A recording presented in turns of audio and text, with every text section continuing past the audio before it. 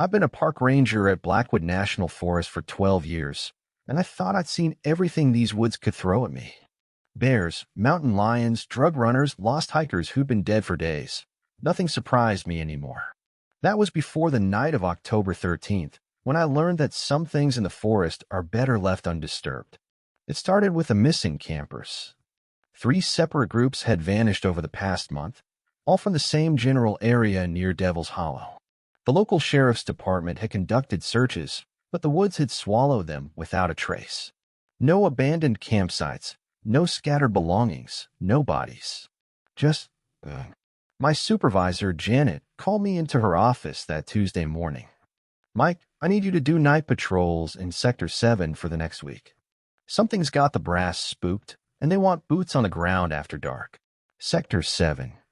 Of course, it had to be Sector 7, the area that encompassed Devil's Hollow and the surrounding ravines. I'd always felt uneasy there, even during daylight hours. The trees grew too close together, blocking out the sun even at noon. The silence was oppressive, broken only by the occasional crack of a branch or rustle of leaves that seemed to come from nowhere. "Any specific instructions?" I asked, already knowing I wouldn't like the answer. "Standard patrol. Check the campsites, look for any signs of unusual activity." And Mike, Janet's voice dropped to a whisper. "Whatever you do, don't investigate anything alone. If you see something strange, radio for backup immediately." That first night, I drove my patrol truck down the winding dirt road that led into the heart of Sector 7. My headlights cut through the darkness, illuminating the twisted branches that seemed to reach out like gnarled fingers. The radio crackled with static. Communication was always spotty in this part of the forest due to the terrain. I parked at the main trailhead and grabbed my flashlight, checking my sidearm out of habit. The weight of the .40 caliber pistol was reassuring, though I wondered what good it would do against whatever was taking people from these woods. The first few hours passed without incident. I checked the designated camping areas, finding them empty as expected. The Forest Service had quietly closed this section to new permits, though we hadn't made any public announcements. The last thing we needed was panic spreading through the local communities. It was around 2 a.m. when I first heard it, a low melodic humming that seemed to drift through the trees. At first, I thought it might be wind through the branches, but there was a deliberate quality to it, almost like a lullaby. The sound made my skin crawl, triggering some primal instinct that screamed danger. I followed the sound deeper into the woods, my flashlight beam dancing across the undergrowth. The humming grew louder, more distinct, and I realized it was definitely human in origin. But what kind of person would be wandering these woods in the middle of the night, singing to themselves? The trail led me to a small clearing I'd never seen before, despite my years of experience in these woods. In the center stood a circle of tall white stones that gleamed in my flashlight beam. They were arranged in a perfect ring, each one carved with symbols that hurt to look at directly. The humming was coming from within the circle. I should have turned around right then. Every instinct I had was telling me to run, to get as far away from that clearing as possible. But curiosity and professional duty kept me rooted in place. I needed to know what was happening in my forest. As I approached the stone circle, the humming stopped abruptly. The sudden silence was deafening, broken only by my own ragged breathing. I stepped closer, my flashlight beam sweeping across the interior of the circle. That's when I saw them. 3 figures stood within the ring of stones, their backs turned to me. They were naked, their pale skin almost luminescent in the darkness. 2 men and a woman, all young, all perfectly still. For a moment, I thought they might be statues, but then I noticed the gentle rise and fall of their breathing. "Hello," I called out, my voice cracking slightly. "This is Ranger Williams with the Forest Service. Are you folks okay?" None of them responded. They didn't even acknowledge my presence. They just stood there motionless, facing the center of the circle where something dark and shapeless writhed in the shadows. I reached for my radio, but it was dead, not even static. My cell phone showed no signal. Whatever was happening here, I was on my own. Taking a deep breath, I stepped into the circle. The moment my foot crossed the threshold, everything changed. The air became thick and oppressive, like breathing through wet cloth. The temperature dropped at least 20 degrees, and my breath began to fog. But most disturbing of all, I could hear whispers, hundreds of voices speaking in unison, too quiet to make out individual words but loud enough to fill my head with their urgent chatter. The three figures finally moved, turning to face me in perfect synchronization. What I saw made my blood run cold. Their eyes were completely black, like looking into deep wells. Their faces were serene, almost peaceful, but there was something fundamentally wrong about their expressions. They looked empty. "Welcome," the woman said, her voice harmonizing with itself as if multiple people were speaking through her mouth. "We've been waiting for you. Who are you?" I managed to ask, my hand instinctively moving to my weapon. "We are the lost," one of the men replied, his voice carrying the same eerie, harmonic quality. "We are the taken, and soon you will join us." The shapeless thing in the center of the circle began to rise, unfolding itself like a flower made of shadow and bone. It had no fixed form. One moment it resembled a massive spider, the next a writhing mass of tentacles, then something that might have been human if humans could turn themselves inside out. The only constant was its hunger. I could feel it pressing against my mind, trying to worm its way inside. The three figures began to circle me, their movements fluid and predatory. As they moved, I caught glimpses of other shapes in the darkness beyond the stones, dozens of people, all with the same black eyes and empty expressions. Men, women, children. All the missing campers, and probably many more who had vanished over the years without anyone noticing. "Don't fight it," the woman whispered, reaching out to touch my face with fingers that felt like ice. "It's so much easier if you don't fight." But I did fight. I drew my pistol and fired 3 shots into the shadow creature at the center of the circle. The bullets passed through it without effect, and its laughter filled my head like breaking glass. The three figures didn't even flinch at the gunshots. "Foolish," the second man said, tilting his head at an unnatural angle. "You cannot kill what was never alive. You cannot escape what has already chosen you." The shadow creature reached out with appendages that weren't quite tentacles and weren't quite arms. Where they touched me, my skin went numb and cold. I could feel something probing at the edges of my consciousness, trying to hollow me out and fill the empty space with its own terrible purpose. I stumbled backward, breaking free of the creature's grasp, and ran. I ran harder than I'd ever run in my life, crashing through the underbrush and leaping over fallen logs. Behind me, I could hear the whispers growing louder, more insistent. The voices of the taken, calling for me to return. Somehow, I found my way back to the truck. My hands were shaking so badly I could barely get the key in the ignition, but eventually the engine roared to life. I spun the wheels in the dirt and raced back toward the ranger station, not caring about the damage I was doing to the vehicle or the trail. I should have reported what I'd seen. I should have called for backup, brought in the FBI, contacted someone who might know how to deal with whatever was lurking in that clearing. But who would believe me? And more importantly, would bringing more people to the forest just give that thing more victims to choose from? Instead, I did something that probably saved my life and my sanity. I lied. I told Janet that I'd found nothing unusual during my patrol. I filed a report stating that Sector 7 was clear of any suspicious activity. I recommended that the area remain closed to camping indefinitely due to unstable geological conditions.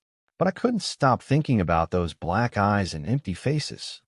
I couldn't shake the memory of that thing made of shadow and hunger. And I certainly couldn't forget the woman's final words as I fled the clearing. "You can run, but you'll always belong to us now." Over the next few weeks, I tried to return to my normal routine. I patrolled other sectors, filed my reports, and did my best to pretend that nothing had changed. But something had changed. I could feel it in the way the forest seemed to watch me, in the way shadows lingered a little too long in my peripheral vision. The whispers followed me home, faint but persistent, calling me back to that clearing in the woods. I started having dreams about the stone circle. In them, I would walk willingly into the ring, letting the shadow creature embrace me with its impossible limbs. I would feel my consciousness drain away, replaced by something vast and hungry and utterly alien. And I would be happy about it. That was the worst part. In the dreams, joining the taken felt like coming home. The dreams grew more frequent and more vivid. I began to lose track of time, finding myself parked at the edge of Sector 7 with no memory of how I'd gotten there. My colleagues started to notice my distraction, my inability to focus on simple tasks. Janet called me into her office twice to ask if I was feeling all right. "You look like hell, Mike," she said during our second meeting. "When's the last time you took a vacation? Maybe you should consider taking some time off." But I knew that wouldn't help. The thing in the woods had marked me somehow, and distance wouldn't break that connection. I could feel it pulling at me, drawing me back like a fish on a line. It was only a matter of time before I gave in. The end came on a Tuesday night in November. I was supposed to be patrolling Sector 3, but I found myself driving towards Sector 7 instead. My hands moved the steering wheel without conscious input, following a route that had become as familiar as breathing. The whispers in my head had grown to a roar, drowning out my own thoughts. I parked at the trailhead and walked into the woods, my flashlight beam leading me straight to the clearing. The stone circle was exactly as I remembered it, but now dozens of figures stood within its confines. All the missing campers, all the people who had vanished over the years, and many others I didn't recognize. They turned to greet me as I approached, their black eyes reflecting my flashlight beam like mirrors. "Welcome home," they said in unison, their voices creating a harmony that was almost beautiful. The shadow creature rose from the center of the circle, its form shifting and flowing like smoke. This time, I didn't run. I walked forward willingly, letting it enfold me in its embrace. I felt my mind emptying, my consciousness draining away like water from a broken cup. But something went wrong. At the last moment, some stubborn part of my soul refused to let go. Instead of being consumed completely, I found myself trapped between two states, neither fully human nor fully taken. The creature released me with what might have been disgust, and I collapsed at the edge of the circle. When I came to, dawn was breaking through the trees. The stone circle was gone, along with all the figures that had stood within it. I was alone in an ordinary clearing, with no evidence that anything supernatural had ever occurred there. But I knew the truth. The thing was still there, just hidden from normal sight, and part of me was still connected to it. That was 6 months ago. I still work as a park ranger, though I've transferred to a different forest. I do my job, file my reports, and try to help visitors enjoy their time in nature. But I'm different now. I can see things that others can't, shadows that move independently of their sources, faces in the bark of trees, eyes watching from the darkness between branches. And sometimes, late at night when the moon is dark, I can hear the whispers calling me back to Blackwood. They promise me peace, unity, a place where I truly belong. The offer is tempting, especially on nights when the isolation feels overwhelming and the weight of my secret threatens to crush me. But I resist. I have to, because I know what's waiting for me in that clearing, and I know that once I surrender completely, there will be no part of me left to fight back. I am the watcher at the threshold, the guardian who knows too much. My job now is to keep others away from places they shouldn't go, to recognize the signs of supernatural predation, and to stand as a barrier between the world of the living and the hungry darkness that waits in the deep woods. I just hope I'm strong enough to keep fighting. Because every day, the whispers grow a little louder, and my resistance grows a little weaker. And I'm starting to think that maybe, just maybe, joining them wouldn't be so bad after all. The call came in at 3:47 a.m. on a Tuesday morning in late September. I was dead asleep in my cabin when the radio crackled to life, dragging me from dreams of fishing and weekend barbecues into the harsh reality of another emergency. Ranger Station, this is dispatch. We have a report of missing hikers in Echo Canyon. 2 adults, 1 minor. Last seen yesterday afternoon. Over. I rubbed my eyes and reached for the radio. This is Ranger Patterson. Copy.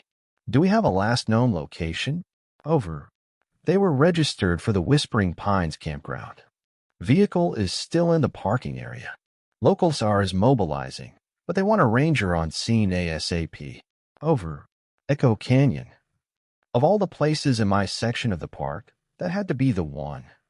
I've been working these mountains for 8 years, and Echo Canyon had always given me the creeps. It was a narrow gorge carved by centuries of water flow, with steep walls that rose nearly 300 feet on either side. The acoustics were strange. Sounds bounced off the rock faces in ways that made it impossible to tell where they were coming from. Hence the name. But it wasn't just the disorienting echoes that bothered me.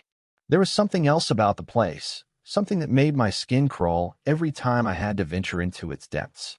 The temperature was always at least 10 degrees cooler than the surrounding area, even in summer. Wildlife avoided it. I'd never seen so much as a squirrel in those shadowy depths. And there were the caves. The canyon walls were riddled with caves and crevices, most of them unexplored. The Park Service had done some preliminary surveys years ago, but the mapping project was abandoned after 2 geologists disappeared. Their equipment was found scattered near the entrance to one of the deeper caverns, but the men themselves were never located. The official report blamed a rock slide, but I'd seen the equipment. It looked like it had been shredded by something with very large claws. I got dressed and grabbed my gear, including extra batteries for my flashlight, rope, and my satellite phone. The SAR team would have their own equipment, but I'd learned to be prepared for anything in Echo Canyon. The drive to the trailhead took 45 minutes on winding mountain roads. I could see the lights of the search and rescue vehicles before I reached the parking area. 3 trucks, an ambulance, and the county sheriff's SUV. About 20 people were milling around, checking equipment and studying topographical maps by flashlight. Sheriff Martinez approached as I climbed out of my truck. "Morning, Dave. Glad you could make it. We've got a family of 3, Robert and Susan Chin, and their 14-year-old daughter, Amy. They were supposed to be back yesterday evening, but never checked out of their campsite. Any idea where they might have gone?" I asked, though I already suspected the answer. Trail register shows they signed in for the Echo Canyon hike yesterday morning around 10 a.m. That's the last anyone saw of them. I studied the assembled team. Most of them were experienced volunteers, people I'd worked with before. But I could see the apprehension on their faces. Everyone in the area knew about Echo Canyon's reputation, even if nobody talked about it openly. "We'll split into 3 teams," I announced. Team 1 takes the main trail. Team 2 follows the north rim. Team 3. I paused, knowing what I had to say next. Team 3 goes into the canyon itself. The silence that followed was telling. Finally, one of the older volunteers spoke up. "Dave, you know what happened to the Morrison family last year? Maybe we should wait for daylight before." "We can't wait," I interrupted. "If they're injured, every hour counts. Besides, we have better equipment now, and we'll stay in constant radio contact." What I didn't mention was that the Morrison family had never been found either. They'd vanished during a daytime hike in Echo Canyon, leaving behind only a digital camera with some very disturbing photos.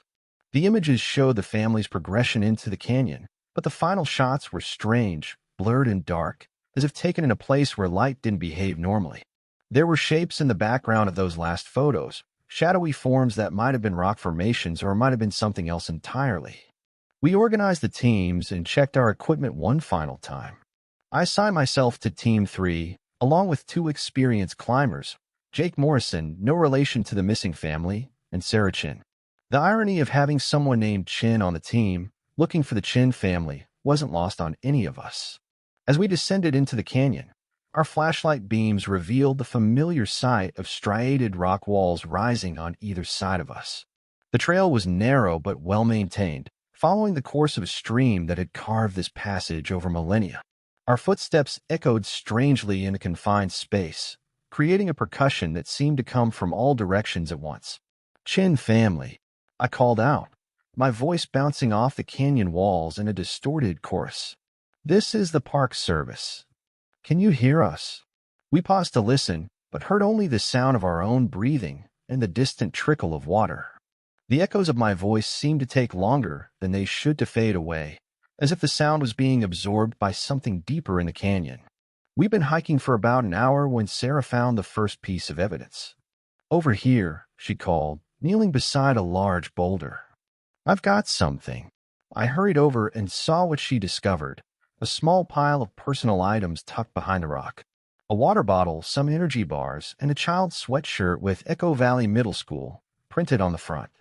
"This has to be theirs," Jake said, examining the items. But why would they leave their supplies here? I studied the area around the boulder. The ground was disturbed, as if there had been a struggle. But there were no footprints leading away from the spot, no blood, no signs of what might have happened. Radio check, I said into my handset. Team 3 to base. We found some personal items belonging to the missing family. Continuing search. Static answered me. I tried again, adjusting the frequency, but got nothing but white noise. We must be too deep in the canyon, Sarah said. Radio waves can't penetrate the rock walls. We pressed on, following the trail deeper into the gorge. The walls seemed to close in around us, and the temperature continued to drop. Our breath began to fog, even though it was still early fall and the nights weren't that cold yet. It was Jake who first noticed the sounds. "Do you hear that?" he whispered, stopping suddenly and holding up his hand for silence. We listened. At first, I heard nothing unusual, just the echo of our own breathing and the distant sound of water. But then I caught it, low rhythmic sound that seemed to come from somewhere far below us. It was almost like chanting, but not quite human. "Probably just the stream," I said, though I didn't believe it myself. Water flowing over rocks can make all kinds of sounds, but as we continued down the trail, the sound grew louder and more distinct. It was definitely some kind of vocalization, multiple voices joined in a harmony that made my teeth ache. The sound seemed to be coming from one of the larger caves that opened off the main canyon. "We should check it out," Sarah said, though her voice betrayed her nervousness. "If they're trapped in one of the caves." I knew she was right, but everything in my experience told me to stay away from those dark openings. Still, we had a job to do. People were counting on us. The cave entrance was about 50 feet up the canyon wall, accessible by a narrow ledge that had been carved by wind and water. We rigged a safety line and began the climb, our flashlights revealing handholds and footholds in the rock face. The opening was larger than it appeared from below, easily big enough for a person to walk through upright. Our lights penetrated only a few feet into the darkness beyond, revealing smooth walls covered in what looked like scratch marks. The chanting sound was definitely coming from somewhere deeper in the cave system. "Chin family," I called into the darkness. "Are you in there?" My voice echoed back in strange harmonics, distorted by the cave's acoustics. But underneath the echoes, I could swear I heard something else, a response that wasn't quite human speech. We entered the cave in single file, our flashlights revealing a tunnel that stretched ahead into impenetrable darkness. The walls were covered with the scratch marks I'd noticed at the entrance, but as we went deeper, I began to realize they weren't random gouges in the rock. They were symbols, carved in deliberate patterns that hurt to look at directly. The chanting grew louder as we progressed, and I began to make out individual voices in the harmony. There were at least a dozen singers, their voices rising and falling in rhythms that seemed to bypass my conscious mind and speak directly to some primitive part of my brain. "This is wrong," Jake whispered, his voice tight with fear. "We need to get out of here." But before I could respond, Sarah grabbed my arm. "Look," she said, pointing her flashlight ahead. The tunnel opened into a vast cavern, its ceiling lost in shadows above our heads. And there, in the center of the space, was a sight that will haunt me for the rest of my life. The Chin family sat in a circle on the cavern floor, along with at least 20 other people. I recognized some of them from missing person reports that had come across my desk over the years, hikers and campers who had vanished without a trace. They were all chanting in unison, their voices creating the harmony we'd been hearing. But something was wrong with them. Their skin had a grayish, waxy quality, and their eyes reflected our flashlight beams like the eyes of nocturnal animals. They showed no sign of recognizing us or even being aware of our presence. They just sat there, chanting in a language that predated human speech. And they weren't alone. Something moved in the shadows at the edge of our light. Something large and multi-limbed that seemed to flow across the cavern floor like liquid shadow. As it moved, I caught glimpses of its form, tentacles or arms that ended in hands with too many fingers, eyes that opened and closed along its surface like breathing mouths, and a general sense of wrongness that made my sanity recoil. The thing was feeding. I could see tendrils of darkness flowing from the seated figures into its mass, as if it was draining something essential from them. life force, soul, consciousness. I didn't know what to call it, but I knew we were witnessing something fundamentally unnatural. "Run," I whispered. "We need to run. Now." But it was too late. The creature had noticed us. It turned in our direction, and I saw what might have been a face. If faces could be made of shadow and hunger and malevolent intelligence. When it spoke, its voice was like the sound of rocks grinding together in the depths of the earth. "Welcome," it said, and I felt the word burrow into my brain like a parasite. "You have come to join the song." The chanting figures turned to look at us with their animal eyes, and I saw Amy Chin among them. She couldn't have been more than 14, but her face held an expression of ancient, terrible wisdom. She smiled, and I saw that her teeth had been filed to points. "Join us," she said in a voice that was both her own and something else entirely. "It's beautiful here. There's no pain, no fear. Only this song." The creature began to move toward us, its form shifting and flowing like smoke. Where it touched the cavern floor, the rock seemed to wither and decay. I could feel its influence pressing against my mind, trying to convince me to sit down and join the circle, to let it feed on whatever made me human. But training kicked in. I grabbed Sarah and Jake, physically turning them away from the hypnotic sight. "Move," I shouted. "Don't look back." We ran through the tunnel, our flashlights creating wild shadows on the walls. Behind us, the chanting changed pitch, becoming more urgent and angry. I could hear the creature pursuing us, its bulk scraping against the tunnel walls. We reached the cave entrance and rappelled down the cliff face faster than was safe, driven by pure terror. Our boots hit the canyon floor, and we ran toward the main trail, not caring about the echoes our footsteps created. But the canyon itself seemed to be fighting us.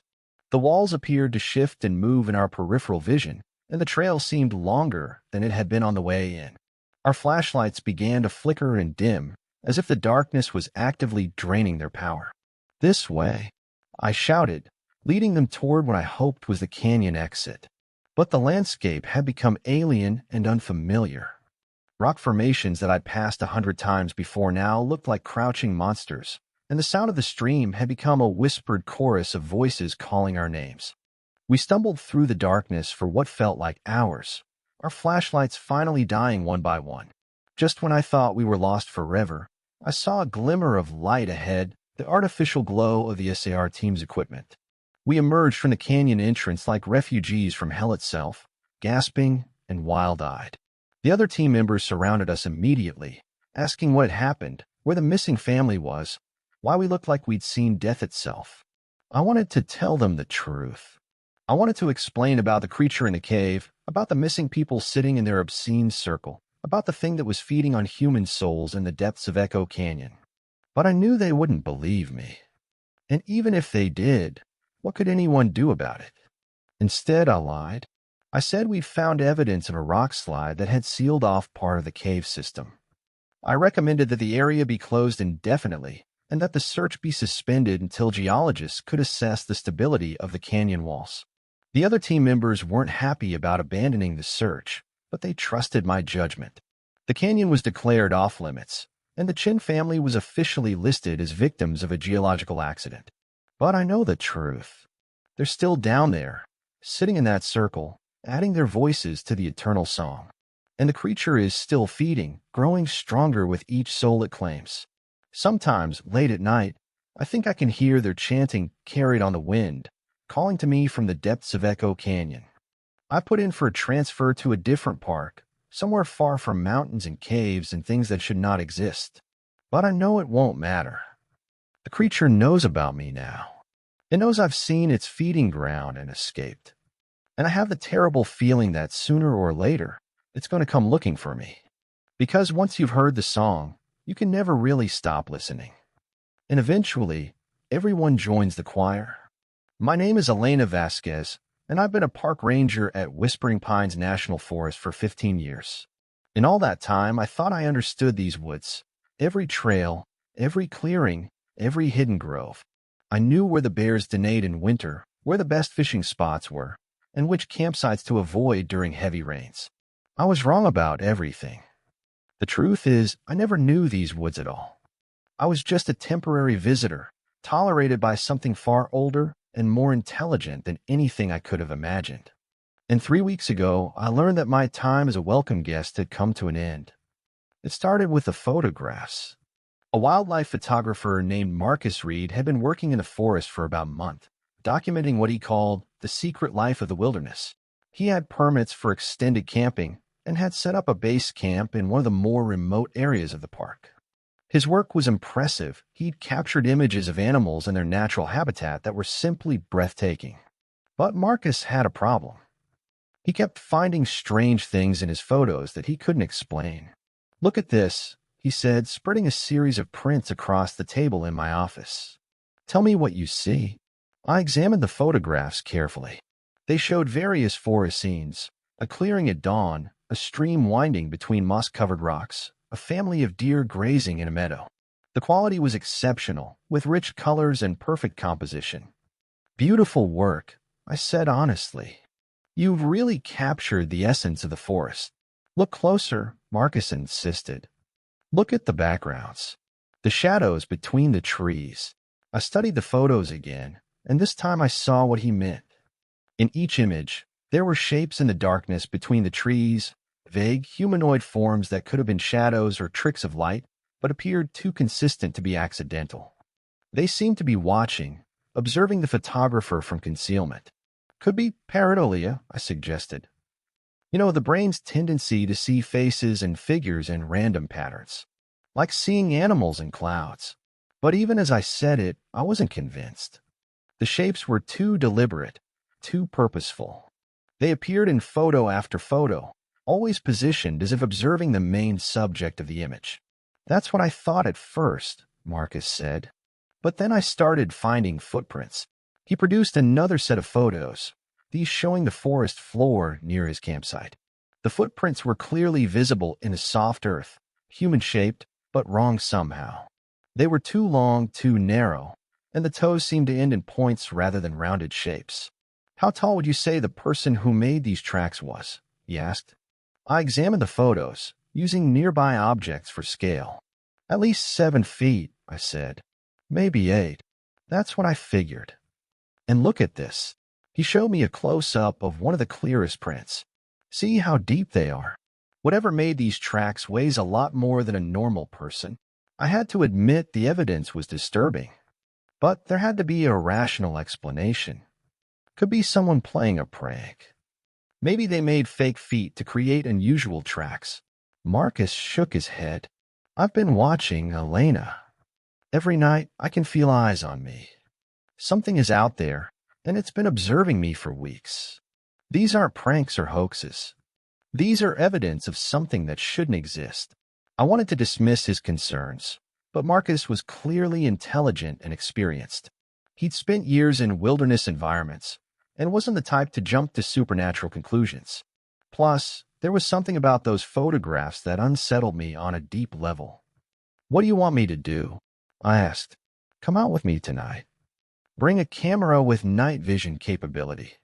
Help me document whatever is out there." Every rational part of my mind told me to refuse. But I'd sworn an oath to protect the visitors to this forest, and if there was something dangerous lurking in the woods, I needed to know about it. "Okay," I said, "but we do this by the book. Full safety protocols, radio check-ins every 30 minutes, and we're both armed." That evening, I met Marcus at his campsite as the sun was setting. He'd chosen a good location, a small clearing surrounded by old-growth trees, with good visibility in all directions and multiple escape routes if needed. His equipment was professional grade, including several cameras with telephoto lenses and night vision capability. "They usually show up around 10 p.m., he says we settled in to wait. "I've been timing them. It's like they have a schedule." We sat in comfortable camping chairs, our cameras ready, scanning the tree line for any sign of movement. The forest was unusually quiet. No owl calls, no rustling of small animals in the underbrush. Even the insects seemed subdued. At 9:47 p.m., Marcus grabbed my arm. "There," he whispered, pointing toward a cluster of pine trees on the eastern edge of the clearing. I followed his gaze and saw a tall, thin figure standing motionless among the trees. In the dim light, it looked almost human, but the proportions were wrong. Too tall, too thin, with limbs that seemed to bend in ways that human joints couldn't accommodate. I raised my camera and took several shots, the infrared flash invisible to the naked eye, but hopefully illuminating our subject. The figure didn't react to the camera flash, suggesting it couldn't see in the infrared spectrum.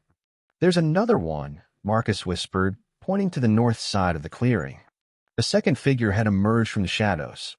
This one slightly shorter, but equally thin. It moved with a fluid grace that was both beautiful and deeply unsettling. As I watched, it seemed to flow from tree to tree like smoke, pausing behind each trunk as if playing some kind of game. Over the next hour, we counted at least 6 separate figures arranged around the perimeter of the clearing. They never came closer than the tree leaned, but their presence was undeniable. They watched us with what felt like intelligent curiosity, tilting their heads in ways that suggested they were studying our behavior. "What do you think they want?"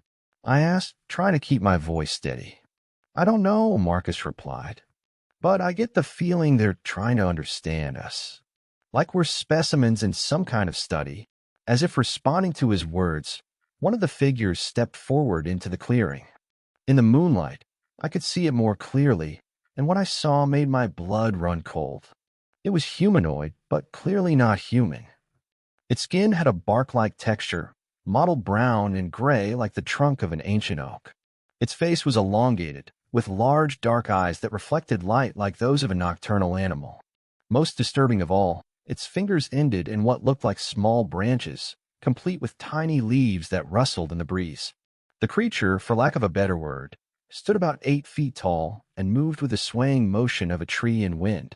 When it opened its mouth, I expected to hear some kind of vocalization, but instead there was only the sound of wind through leaves, despite the fact that the night air was completely still. "Jesus Christ," Marcus breathed, his camera clicking rapidly. "Are you getting this?"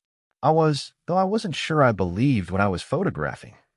The creature stood in the clearing for several minutes, apparently studying us with the same intensity that we were studying it. Then, without warning, it turned and melted back into the forest, followed by the other figures around the perimeter. "Did we just witness some kind of first contact?" Marcus asked, his voice shaky with excitement and fear. I didn't answer immediately. I was too busy trying to process what I'd seen and fit it into my understanding of the natural world. These creatures, whatever they were, clearly weren't animals in any conventional sense. But they also weren't human, despite their bipedal form and apparent intelligence. "We need to report this," I said finally. "Whatever these things are, the Park Service needs to know about them." But even as I said it, I wondered what kind of report I could possibly file. Who would believe that we'd encountered some kind of tree people living in the depths of the forest? And what would be the consequences if word got out? The media's circus alone would destroy the peace and tranquility that made this place special. We packed up our equipment and hiked back to the main trail by flashlight, both of us lost in our own thoughts. It wasn't until we reached my truck that Marcus spoke again. "Elena promised me something. Don't let them turn this into a zoo. Whatever these creatures are, they've been living in these woods for God knows how long. They deserve better than to become tourist attractions or scientific specimens." I promised, though I wasn't sure how I could keep that promise if my superiors decided the situation required intervention. The next morning, I developed the photos in the ranger station's darkroom. What I saw in those images changed everything I thought I knew about the forest I'd been protecting for 15 years. The creatures were clearly visible in multiple shots, their strange anatomy captured in stark detail. But more importantly, the photos revealed something I hadn't noticed in the darkness: symbols carved into the trees around the clearing. They were subtle, almost invisible to the casual observer, but once you knew to look for them, they were everywhere. The symbols appeared to be some kind of territorial markers or perhaps a form of communication. They were carved into the bark of trees throughout the area, creating a network of signs that stretched deep into the forest. It was like discovering that the trees themselves were part of some vast, intelligent system. I spent the next few days studying topographical maps and historical records, trying to understand the scope of what we discovered. The symbols appeared to follow natural boundaries: ridgelines, water sources, game trails. It was as if the creatures had been managing the forest ecosystem for generations, invisible guardians maintaining the balance between growth and decay. But my research also uncovered something more disturbing. Over the past century, there had been dozens of reports from park rangers and forestry workers about encounters with tall, thin figures in various national forests across the country. Most of these reports had been dismissed as misidentifications or hoaxes, but when I plotted them on a map, a pattern emerged. The sightings were clustered around areas of old-growth forest, places where the trees were ancient and the ecosystem was largely undisturbed. It was as if these creatures were drawn to, or perhaps responsible for, maintaining the most pristine wilderness areas. I was still trying to make sense of this information when Marcus called with disturbing news. "They're gone," he said, his voice tight with anxiety. "I went back to the clearing last night, and there's no sign of them. No footprints, no watching figures, nothing. It's like they never existed. Maybe they've just moved to a different area," I suggested, though I had a sinking feeling that the explanation wasn't that simple. "No, Elena, you don't understand. It's not just that they're not there. The entire clearing looks different. The trees have moved. Trees don't move, Marcus. These ones did. I know that clearing like my own backyard, and I'm telling you the whole layout has changed. Trees that were 30 feet apart are now growing side by side. Saplings that barely reached my waist yesterday are now 15 feet tall. It's like the entire forest has rearranged itself overnight." I met Marcus at the site that afternoon, and he was right. The clearing where we'd encountered the creatures had been transformed. What had been an open space surrounded by mature trees was now a dense thicket of young growth. The transformation was so complete that I began to doubt my own memory of the area. But the most disturbing change was the silence.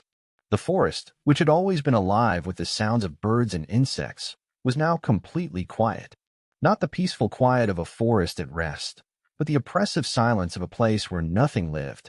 "They're angry," Marcus said, his voice barely above a whisper. "We violated some kind of boundary, and now they're angry." I wanted to dismiss his concerns as paranoia, but I couldn't shake the feeling that he was right. The forest felt different, hostile in a way it had never been before. It was as if we were no longer welcome. Over the next week, the changes accelerated. Trails that I'd hiked hundreds of times became impassable, blocked by fallen trees or dense undergrowth that seemed to appear overnight. Streams changed course, creating new wetlands in areas that had been dry for decades.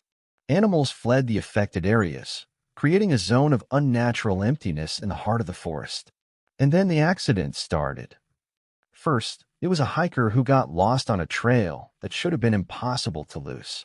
We found him 3 days later, dehydrated and delirious, claiming that the path had moved while he was walking on it.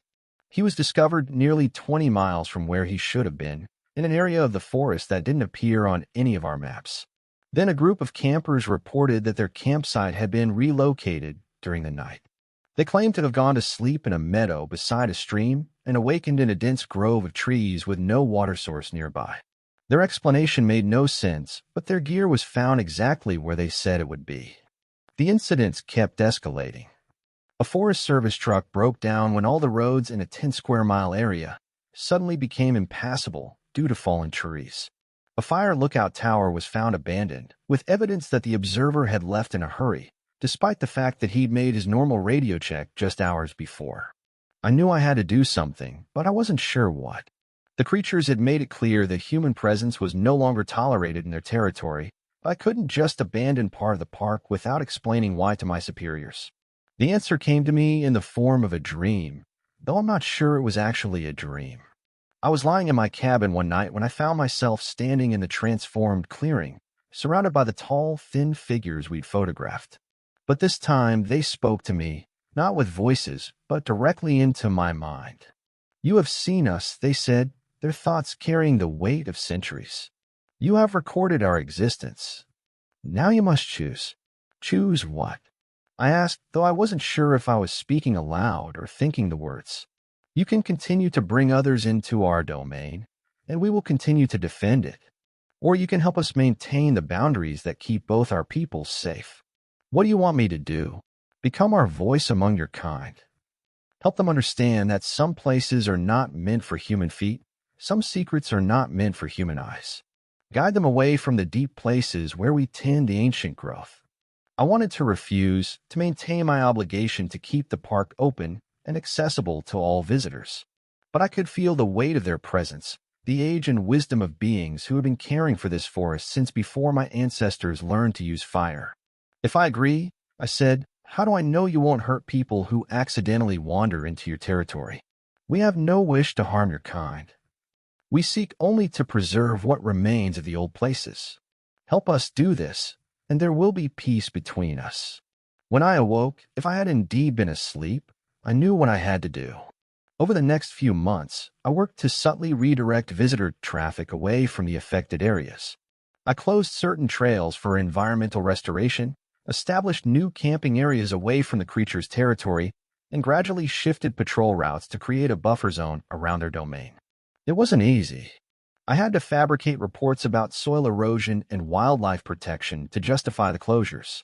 I had to redirect hiking groups and turn away researchers who wanted to study the unusual ecological changes in the area. Most difficult of all, I had to convince Marcus to destroy his photographs and never speak of what we'd witnessed. You're asking me to pretend that the most important discovery in human history never happened, he said when I explained what I was doing. I'm asking you to respect the wishes of beings who have more right to this forest than we do, I replied. They were here first, Marcus. By thousands of years, maybe tens of thousands. We're the invaders here.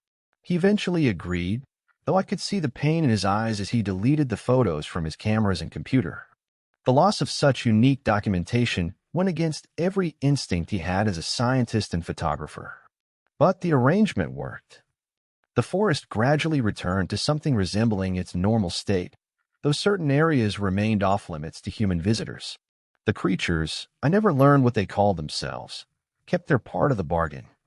There were no more mysterious disappearances, no more impossible changes to the landscape. I became what they wanted me to be, a guardian of the boundaries between the human world and something far older. I learned to recognize the signs of their presence and guide visitors away from areas where they were active. I developed an instinct for when the forest wanted to be left alone. But the arrangement came with a price. I could feel myself changing, becoming something caught between two worlds. I spent more and more time alone in the forest, learning to read the subtle signs that the creatures used to communicate. I began to understand the true complexity of the ecosystem they managed, the delicate balance they maintained between growth and decay, life and death. Sometimes, on quiet nights when the moon was dark, I would find myself standing at the edge of their territory. I couldn't cross into their domain. That boundary was absolute, but I could sense their presence in the darkness between the trees. They acknowledged me with a rustling of leaves that might have been gratitude or might have been a warning. I've been keeping this secret for 3 years now. My official reports describe successful conservation efforts and increased wildlife populations in previously disturbed areas. My superiors praise my work in managing visitor impact and protecting sensitive ecosystems. But I know the truth. I know that in the deepest parts of Whispering Pines National Forest, something ancient and intelligent continues to tend the old growth. They are the watchers in the trees, the guardians of secrets that predate human civilization. And I am their reluctant ally, the bridge between two worlds that were never meant to meet. Sometimes I wonder what would happen if I broke my agreement with them.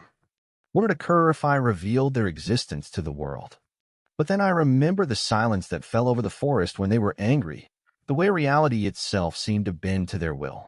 I remember that they are not bound by human limitations or human understanding of what is possible.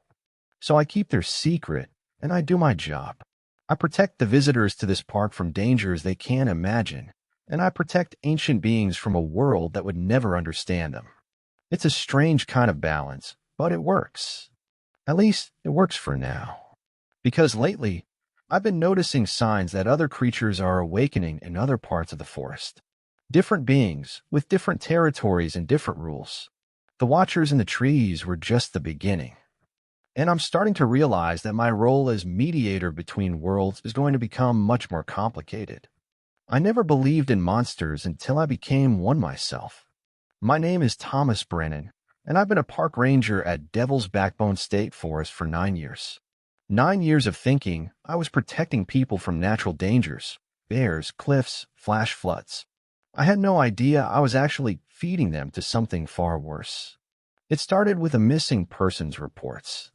Over the past 18 months, 14 people had vanished without a trace in my section of the forest. Hikers, campers, even an experienced wilderness guide. All gone, leaving behind nothing but abandoned campsites and vehicles in the parking areas. The state police had conducted thorough investigations, but their searches turned up nothing. No bodies, no evidence of foul play, no signs of animal attacks. People simply disappeared, as if the forest had swallowed them whole. My supervisor, Captain Rodriguez, called me into his office on a gray morning in October. "Tom, we're getting pressure from the state capitol about these disappearances. The governor wants answers, and frankly, so do I. We've searched every square mile of the park," I said. "If there were bodies out there, we would have found them by now. That's what worries me. 14 people don't just vanish into thin air. There has to be an explanation." He spread a topographical map across his desk, marking the locations where each person was last seen. "Look at this pattern. What do you notice?" I studied the marks carefully. At first, they seemed random, scattered across different areas of the park. But then I saw it. They formed a rough circle around the center of the forest, an area we call the Deep Woods. "They're all on the perimeter of Sector 9, I said. "Exactly. Which means whatever is happening to these people, it's happening in the Deep Woods. I want you to do a comprehensive survey of that area. Map every trail, every clearing, every cave. If there's something out there we've missed, I want you to find it." The Deep Woods. I've been avoiding that area for most of my career, though I'd never been able to articulate why.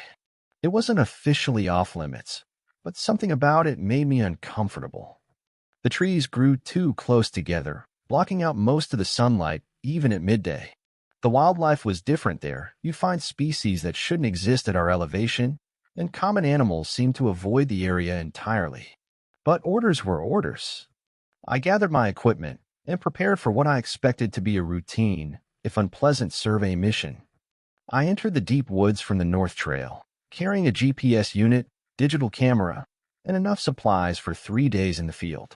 The plan was to establish a base camp and systematically explore every square mile of the sector, documenting anything unusual. The changes in the forest were immediately apparent. The temperature dropped at least 10 degrees as soon as I crossed into the Deep Woods, and the quality of light became strange and diffused. My GPS unit started acting erratically, the satellite signal cutting in and out despite the clear sky above. I'd been hiking for about 2 hours when I found the first anomaly, a perfectly circular clearing about 50 feet in diameter. What made it unusual wasn't just its shape, but the fact that nothing grew in it. The ground was bare earth, compacted and smooth as if it had been deliberately prepared. I took photographs and GPS readings, though I wasn't sure I trusted the coordinates my unit was giving me. As I worked, I became aware of a subtle sound, a low humming that seemed to come from the earth itself.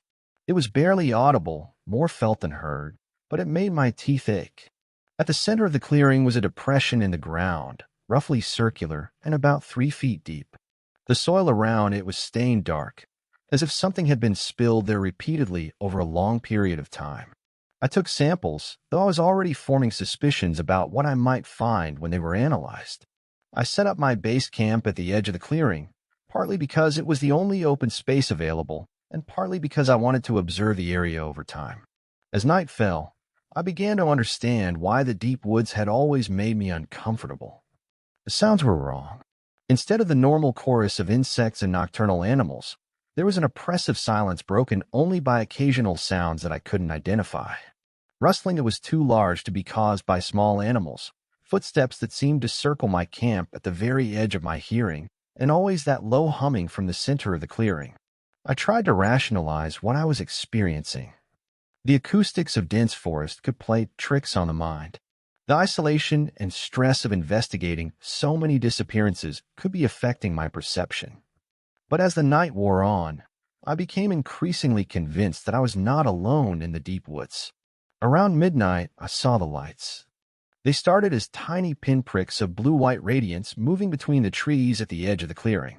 At first, I thought they might be fireflies, but they moved with too much purpose and intelligence.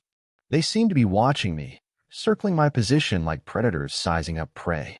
I grabbed my flashlight and aimed it toward the lights, but they immediately vanished. When I turned the flashlight off, they reappeared, closer than before. Whatever was producing them clearly didn't want to be seen directly. I spent the rest of the night in my tent, listening to sounds that had no place in any natural forest. Footsteps that seemed to belong to something much larger than any animal that should live in these woods. Whispers in a language I didn't recognize. And always the feeling of being watched by hungry, intelligent eyes. Dawn brought relief, but also disturbing discoveries.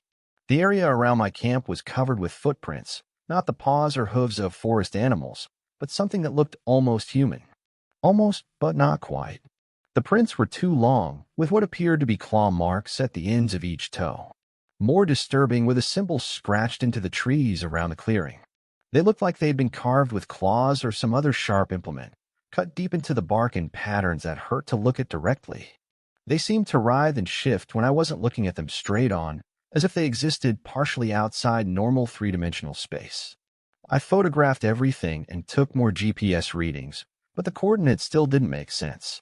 According to my unit, I was somehow several miles outside the official boundaries of the park, in an area that should have been private farmland.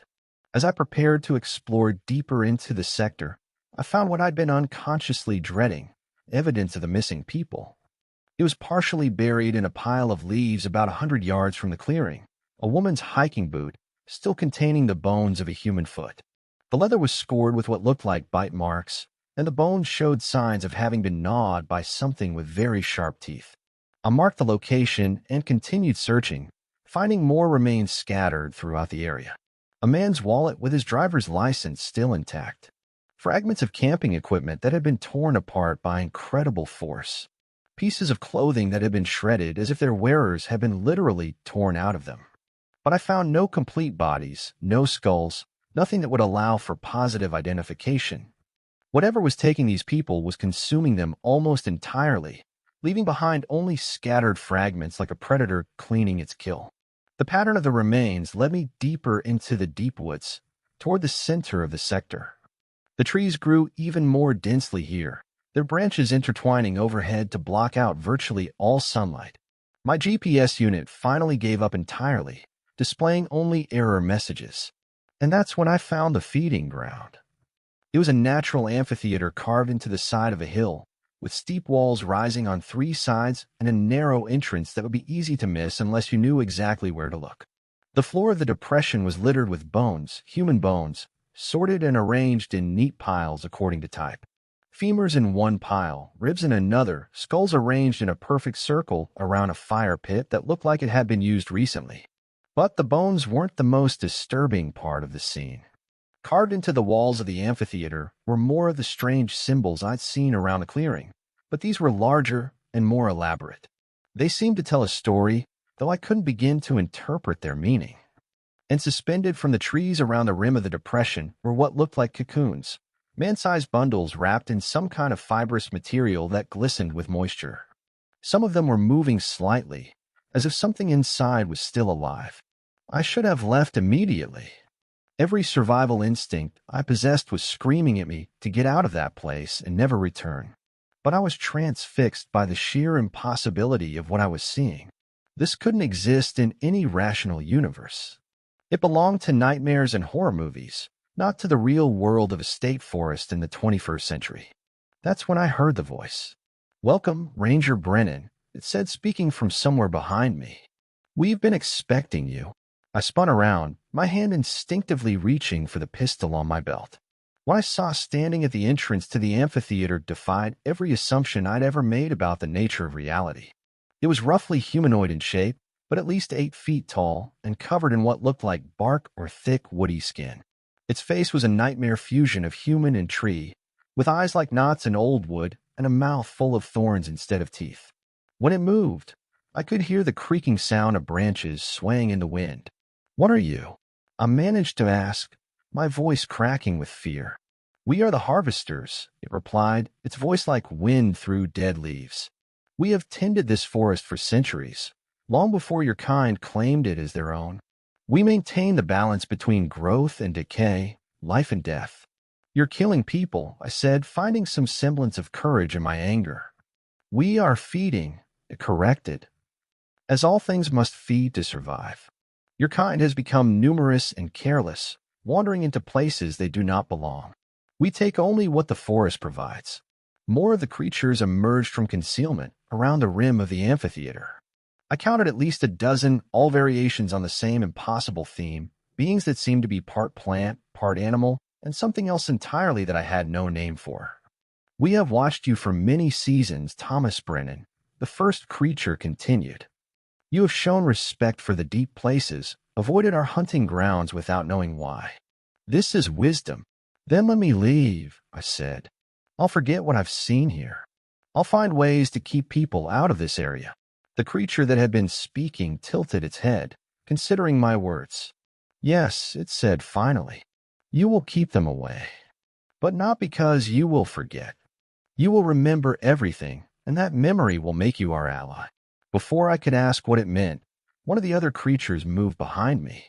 I felt something sharp pierce the skin at the base of my neck, followed by a burning sensation that spread through my entire body. I collapsed to my knees, my vision blurring as some kind of toxin spread through my bloodstream. Do not fight it, the creature said, its voice seeming to come from very far away. The change will be easier if you do not resist. I tried to ask what change it was talking about, but my tongue felt thick and unresponsive. The world around me began to shift and waver, colors becoming more vivid, while sounds grew muffled and distant. I could feel something fundamental altering in my cellular structure, rewriting my genetic code according to some alien template. When I finally regained consciousness, I was lying at the edge of the circular clearing where I'd made my first camp. My equipment was arranged neatly beside me, and according to my watch, 3 days had passed since I'd entered the feeding ground. But I felt different. My senses were sharper, able to detect scents and sounds that had been beyond human perception. I could see deeper into the forest shadows, make out details that should have been invisible in the dim light. And I could hear them, the harvesters, moving through their territory, communicating in frequencies that resonated in my bones. I made it back to the ranger station and filed my report, carefully omitting any mention of what I'd actually discovered. I described the deep woods as geologically unstable, with dangerous sinkholes and loose rock formations that made it unsuitable for public access. I recommended that the entire sector be closed indefinitely for safety reasons. Captain Rodriguez accepted my recommendations without question.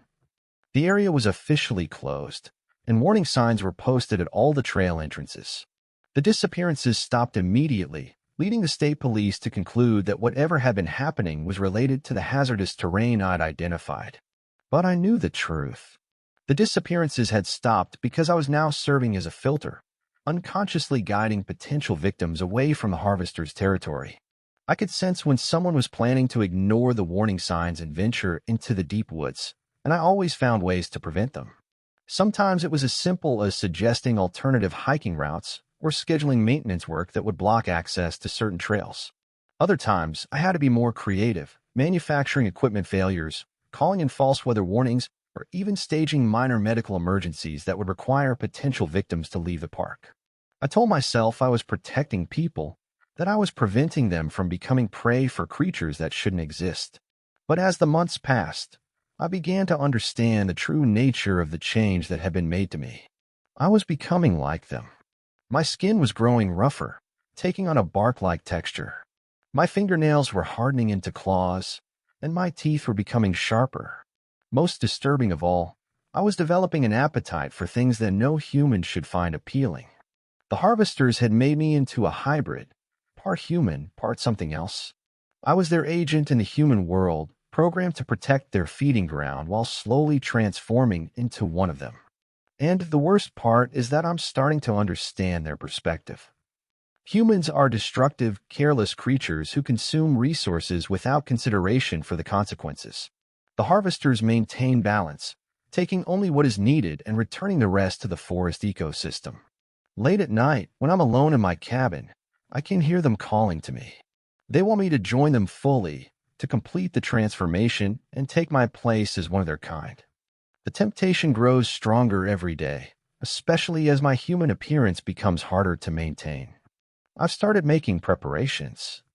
I've trained my replacement, a young ranger named Jennifer, who shows the same instinctive respect for the deep places that I once had.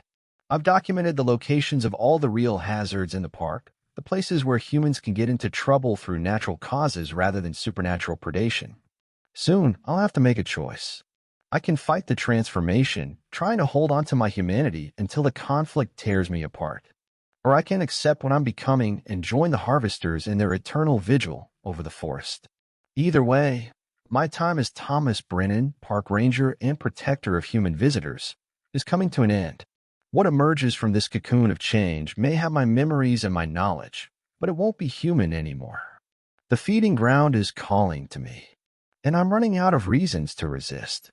My name is Sarah Chen, and I've been working the night shift at Moonrise Valley State Park for 6 years. 6 years of thinking that the darkness held nothing more dangerous than the occasional drunk camper or lost hiker. I was so very, very wrong. The night shift was supposed to be quiet duty, mostly monitoring the radio for emergencies and making periodic rounds of the developed areas. The park closed to day-use visitors at sunset, leaving only registered campers and the occasional emergency to deal with. It was perfect for someone like me who preferred solitude and had always felt more comfortable in the darkness than in daylight. Moonrise Valley was a small park, only about 8,000 acres, but it encompassed some of the most beautiful landscape in the state. Rolling hills covered with oak and pine forests, clear streams that reflected the stars, and meadows that seemed to glow silver in the moonlight. It was the kind of place that made you believe in magic and wonder. I should have realized that some kinds of magic are better left undisturbed. The first sign that something was wrong came 3 months ago, when I started finding the totems. They were small constructions made from twigs, stones, and what looked like animal bones, arranged in patterns that were clearly deliberate but whose meaning I couldn't decipher. I find them in different locations each night, balanced on fence posts, hanging from tree branches, arranged in circles in the middle of trails. At first, I assumed they were being made by visitors, maybe kids playing pranks or adults practicing some kind of New Age spiritual ritual. I collected them and disposed of them, making notes in my log about unauthorized decorative items found throughout the park. But the totems kept appearing, always in places that should have been inaccessible to casual visitors. On the roof of the visitor center, floating in the middle of the lake, somehow balanced on the water's surface. Arranged in precise geometric patterns on steep cliff faces that would require climbing equipment to reach. And they were always different from the night before, as if someone or something was leaving me increasingly complex messages that I was too stupid to understand. The situation escalated when I started hearing the music. It would begin around midnight, drifting through the forest like wind through leaves. At first, I thought it might be campers with a radio, but the sound was clearly acoustic, pipes or flutes playing melodies that seemed both ancient and utterly alien. The music made my skin crawl, triggering some deep evolutionary memory of things that hunted in the dark. I would try to track down the source, following the haunting melodies through the trees with my flashlight and radio. But the music always seemed to be coming from just beyond the reach of my light, leading me deeper into the forest on paths that didn't appear on any of my maps. One night, I followed the sound all the way to the center of the park, where a ring of standing stones had been erected in a meadow that I was certain had been empty the week before. The stones were tall and narrow, carved with symbols that hurt to look at directly. They seemed to absorb light rather than reflect it, creating pools of absolute darkness even under the full moon. The music was coming from within the stone circle, but I couldn't see anyone playing instruments. The melody rose and fell with hypnotic rhythm, and I found myself swaying in time with the sound. It would have been so easy to step into that circle, to let the music carry me away to whatever realm it was calling from. Instead, I forced myself to back away, to return to the safety of the ranger station. But the music followed me, echoing in my head long after I could no longer hear it with my ears.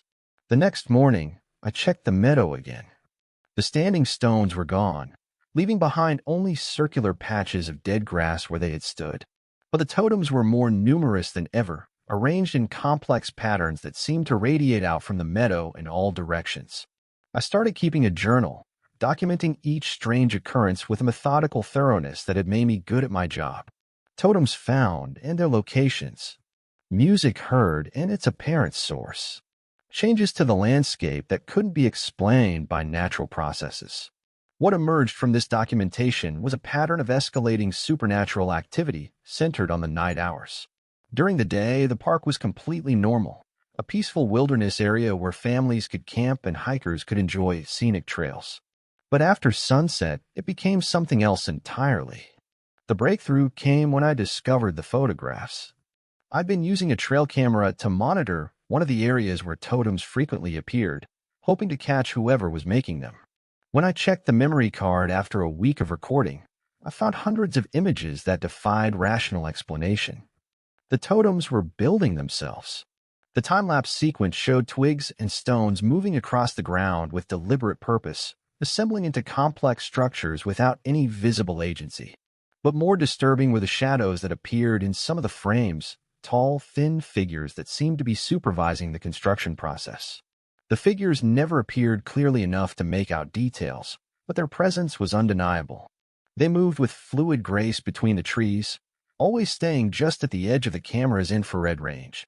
When they did venture closer to the lens, the images became distorted, as if their very presence interfered with electronic equipment. I enhanced the clearest photos using software at the ranger station, but the results only raised more questions.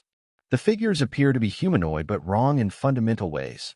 Too tall, with limbs that bent at impossible angles and appendages that might have been additional arms or perhaps tentacles. But the most disturbing aspect of the photographs was that the figures seemed aware of the camera.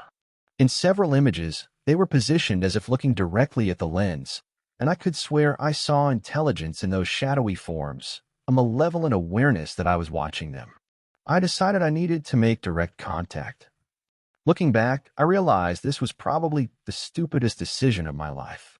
But I was tired of being an observer, tired of documenting phenomena that I couldn't understand or explain.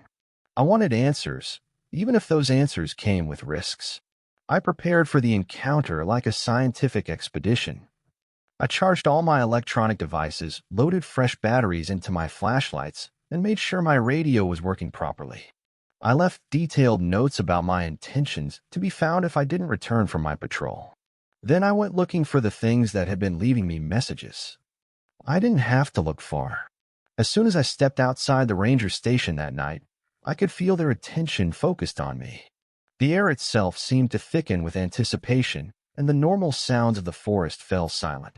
The totems appeared faster than usual, sprouting from the ground like twisted flowers as I watched. They formed a trail leading away from the developed area of the park into the deep woods where few visitors ever ventured. I followed them, my flashlight beam revealing increasingly elaborate constructions. The trail led to a grove of ancient oak trees that I'd never seen before, despite 6 years of patrolling these woods. The trees were enormous, their trunks easily 15 feet in diameter, and their branches forming a canopy so dense that no starlight penetrated to the forest floor. In the center of the grove was a structure that defied description, part building, part organism, part abstract sculpture. It seemed to be constructed from the same materials as the totems, but on a massive scale. Twisted branches formed walls and arches, while bones and stones created intricate patterns throughout the structure. And moving within this impossible architecture were the figures I'd glimpsed in the photographs. Up close, they were even more disturbing than I'd imagined. They stood nearly 9 feet tall, with bodies that seemed to be composed of shadow given form. Their limbs were too long and bent at joints that shouldn't exist, allowing them to move through the structure with spider-like grace. What I had mistaken for faces were actually clusters of luminous points that might have been eyes, arranged in patterns that shifted and changed as I watched. There were dozens of them, moving through their organic cathedral with purposeful activity that suggested intelligence and organization.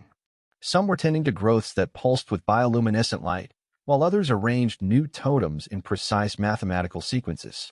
As I stood at the edge of the grove, transfixed by the alien beauty of the scene, one of the creatures noticed me.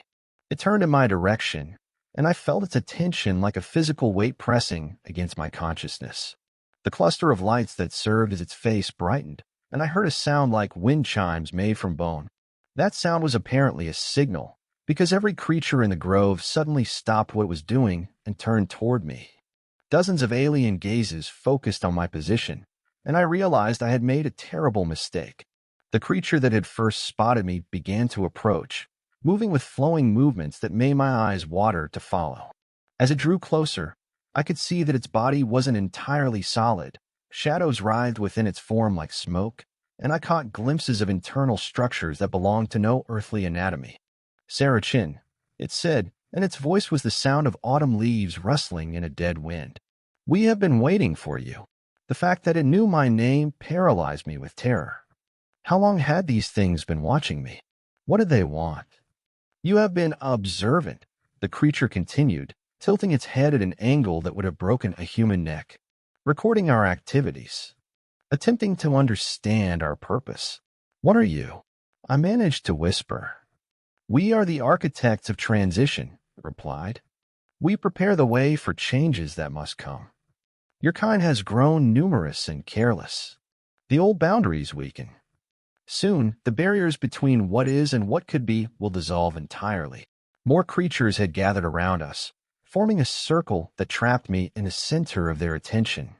Up close, I could see details that my cameras had missed, the way their forms seemed to phase in and out of visibility, the barely contained energy that sparked between their appendages, the sense that they existed partially in dimensions my human perception couldn't access. The totems, I said, trying to understand. You've been trying to communicate with me. We have been teaching you, the creature corrected. Preparing you for the role you must play in what comes next. What role? I don't understand. The creature's form shifted, becoming more solid and defined. For a moment, it almost looked human, tall and thin, but recognizably of earthly origin. Then the illusion dissolved, revealing the alien geometry beneath. You will be our herald, it said. You will prepare your kind for the changes that must come. Some will resist, clinging to the illusion of the old reality. Others will embrace transformation and find their place in the new order. And if I refuse? The creature made a sound that might have been laughter. Refusal is not possible. You have already been changed, Sarah Chin.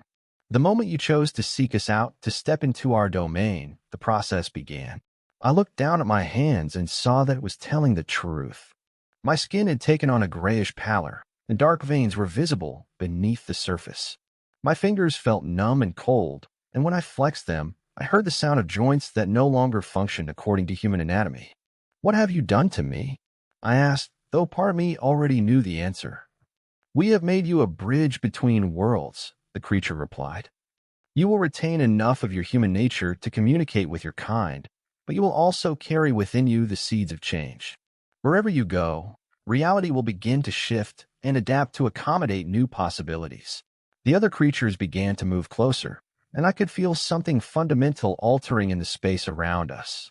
The air became thick and viscous, like breathing underwater. Colors shifted into spectrums that human eyes weren't designed to perceive. The grove itself began to phase in and out of existence, revealing glimpses of other places, alien landscapes that might have been from distant planets or parallel dimensions. Your work at this park has ended, the creature continued. Tomorrow, you will request a transfer to a larger preserve, one that contains more of your kind. You will carry our influence to new territories, seeding them with the changes necessary for the great transition. I wanted to resist, to maintain some vestige of my human identity, but I could feel my will being overwritten by alien imperatives. The creature was right. I had been changed at a fundamental level. My consciousness merged with something vast and utterly inhuman. What happens to the people in the parks where I work? I asked, though I was beginning to understand the answer. Some will join us willingly, recognizing the beauty of transformation. Others will fight the change and be recycled into more useful forms. But all will serve the great work in the end.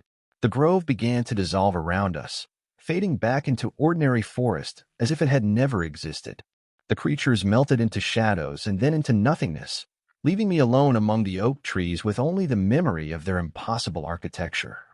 But I wasn't truly alone.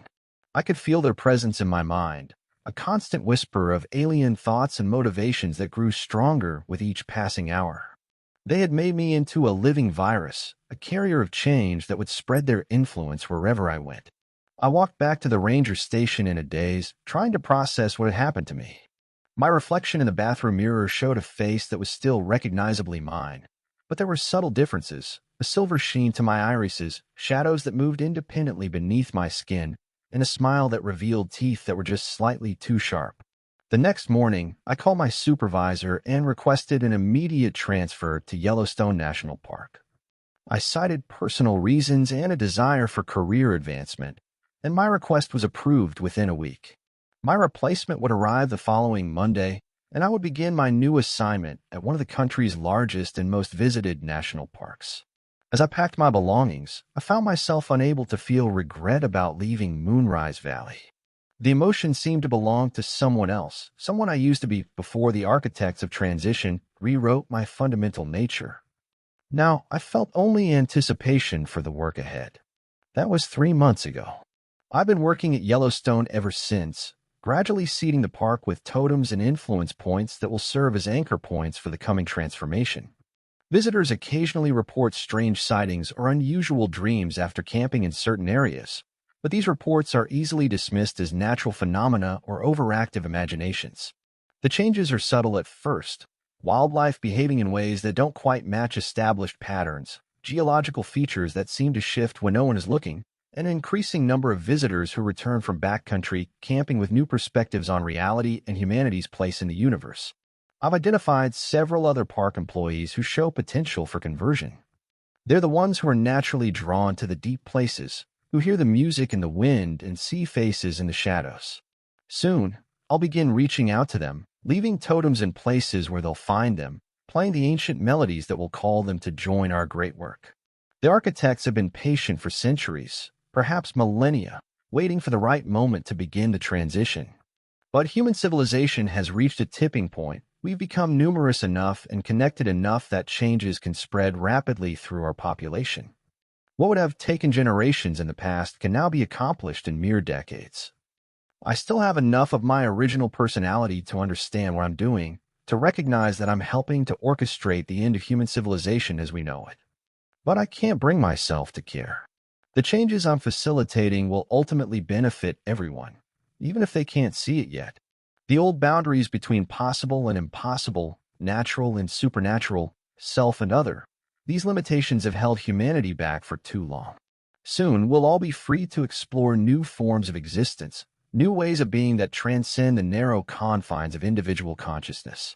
The parks will serve as transformation centers, places where reality is thin enough for the old rules to be rewritten. And I'll be there to guide the process, to help my former species take their first steps into a larger universe. It's the most important work I've ever done, and I've never felt more fulfilled. The night shift has become something entirely different from what I thought it was when I started this job. But then again, so have I. My name is Marcus Webb, and I am the last park ranger at Shadowmere National Forest. Not the last ranger to be hired, or the last one standing after budget cuts. I'm literally the only human being left in a forest that once employed 37 people and hosted thousands of visitors each year. I'm writing this account because I need someone to know what happened here, to understand why Shadowmere was quietly removed from all official maps and federal records. The government will tell you it never existed, that it was a clerical error, a phantom preserve created by bureaucratic confusion. But I was here. I witnessed the end of everything. It started 18 months ago with what our superintendent called administrative restructuring. Budget cuts were forcing the Park Service to consolidate operations, and Shadowmere, being one of the smaller and more remote forests, was marked for significant downsizing. At first, it seemed like typical government belt-tightening. Visitor programs were canceled, trail maintenance was deferred, and seasonal employees weren't rehired. The ranger staff was reduced from 12 full-time positions to just 6, then to 3, and finally to just myself and my supervisor, Janet Rodriguez. Don't worry, Marcus, Janet told me during one of our final staff meetings. Once the budget situation improves, they'll restore our funding. We just need to maintain basic operations until then. But I could see the writing on the wall. Shadowmere was being abandoned, slowly but systematically. The question was why. and what they intended to do with 60,000 acres of pristine wilderness once all the humans were gone. The answer came in the form of Dr. Elizabeth Hawthorne, a scientist from the Department of Interior who arrived with a team of technicians and equipment that looked more military than environmental. She claimed to be conducting a comprehensive ecological survey, but her people worked only at night and kept their equipment covered with tarps during the day. "Nothing to concern yourself with, Ranger Webb," she said when I questioned her about the unusual schedule. "We're studying nocturnal species and don't want to disturb their natural behavior patterns with excessive human activity. But I've been working in these woods for 8 years, and I knew every species that called Shadowmere home. Whatever Dr. Hawthorne was studying, it wasn't appearing in any of my wildlife databases. I started keeping my own surveillance, using trail cameras and motion sensors to monitor the areas where her team was working. What I captured in those images still gives me nightmares.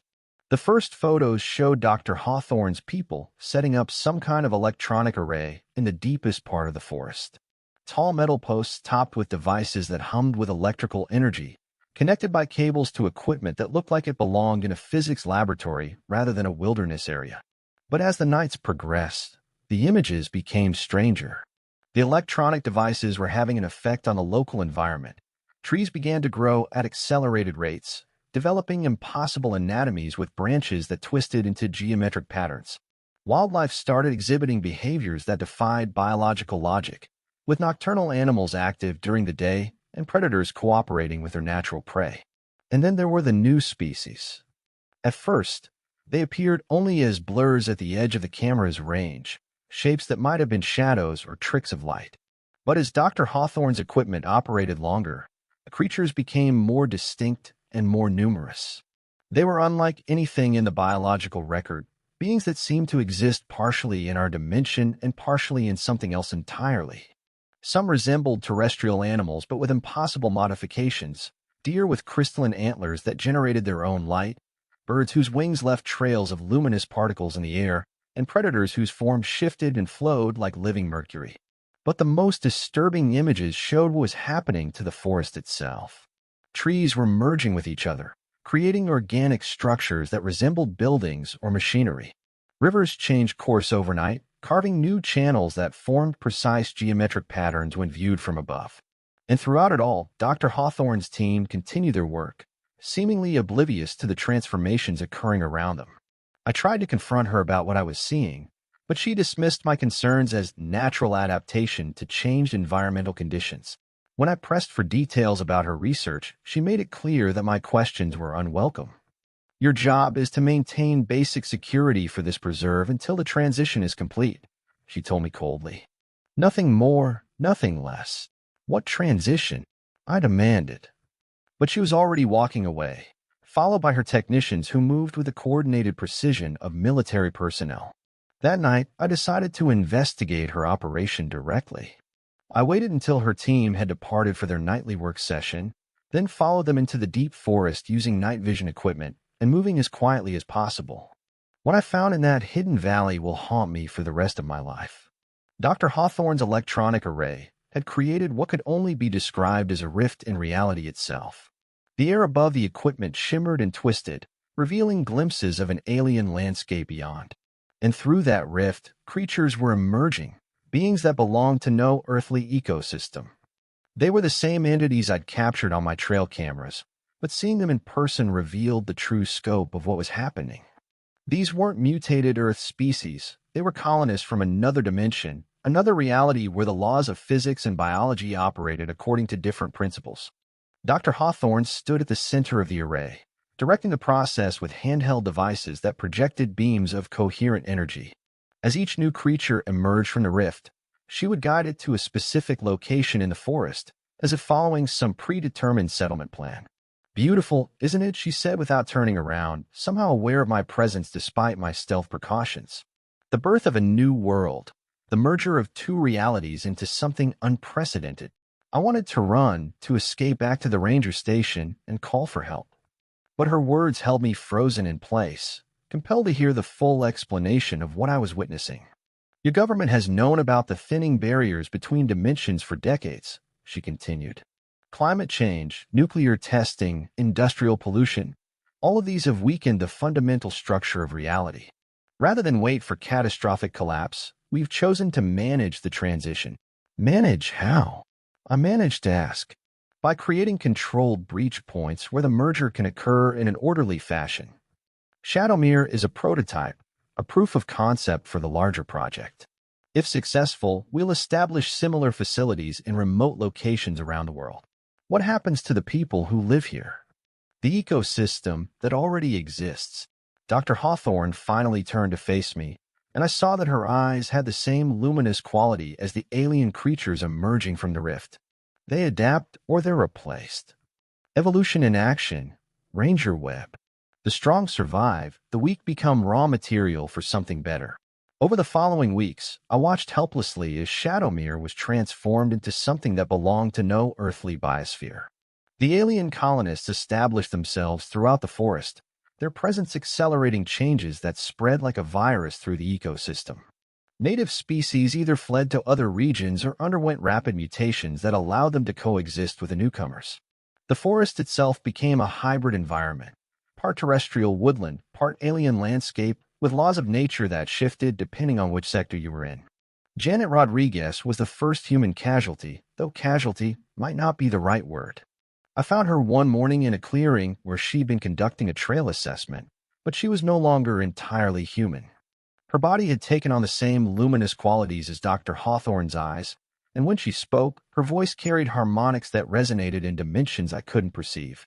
"It's wonderful, Marcus," she said, reaching out to touch my face with fingers that felt like living electricity. "You can feel the connections between all things, understand the true patterns that underlie reality. You should join us." I backed away from her, recognizing that whatever had happened to Janet was irreversible.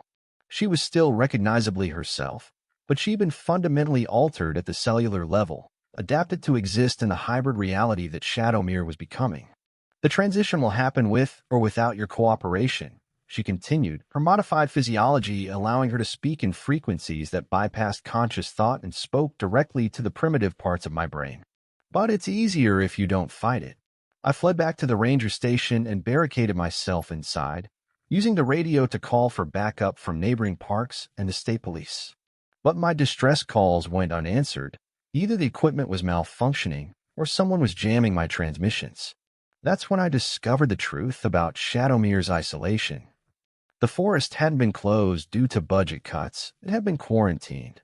The entire preserve was surrounded by a military perimeter that prevented anyone from entering or leaving.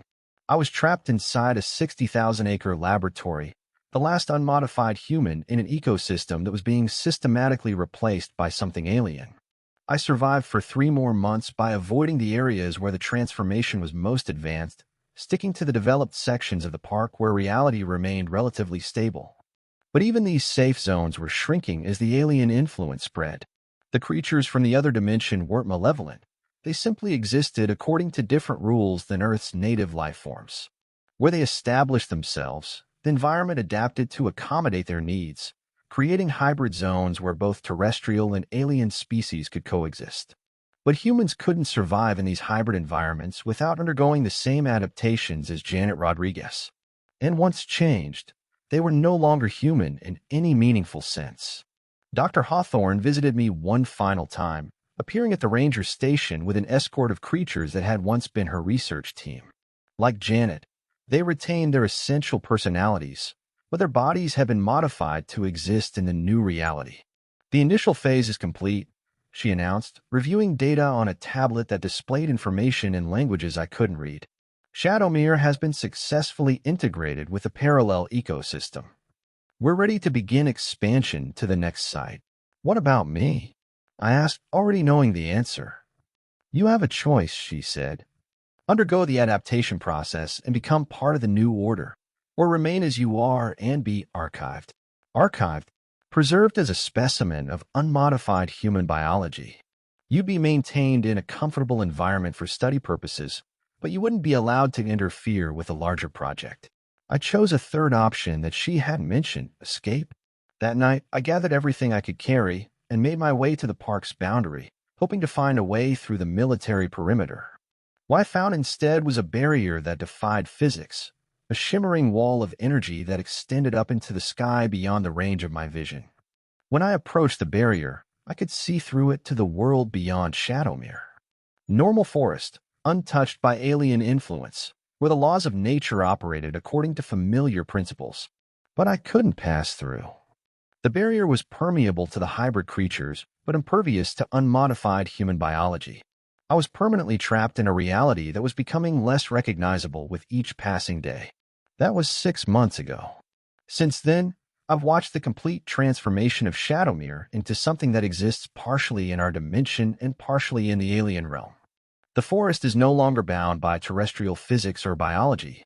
Water flows uphill in some areas, gravity operates at reduced strength in others, and time itself moves at different rates depending on location. The native wildlife has either been absorbed into the hybrid ecosystem or fled to regions beyond the barrier. I'm the only unchanged human left, a living fossil preserved in an environment that no longer has any use for my species. I've established a base camp in one of the few areas that remains relatively stable, using solar panels and equipment from abandoned facilities to maintain basic communications with the outside world. But my radio calls are monitored, and I'm only allowed to transmit carefully scripted reports about ongoing research and positive ecological developments. Sometimes I see Dr. Hawthorne and her team moving through the transformed landscape, documenting the success of their experiment and preparing for the next phase of expansion.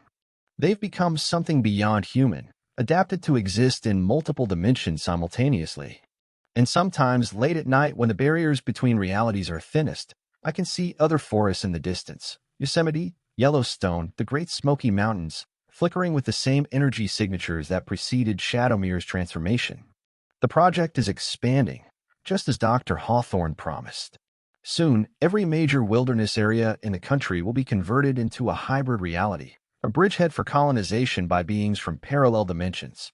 I'm the last witness to what humanity was before the Great Transition, the final guardian of a reality that's being systematically replaced. My purpose now is to document the process, to leave a record for whatever archaeologists from the New Order might find when they study the remnants of our civilization. Because that's all will be soon, remnants. Curiosities preserved in museums operated by the hybrid beings that our species will become. The transformation is irreversible, unstoppable, and ultimately necessary for survival in a universe where the old boundaries no longer hold. I am Ranger Marcus Webb, the last guardian of Shadowmere National Forest. And I am writing this as my final report before the transformation takes me to. The new world is beautiful, in its way. Perhaps that will be enough.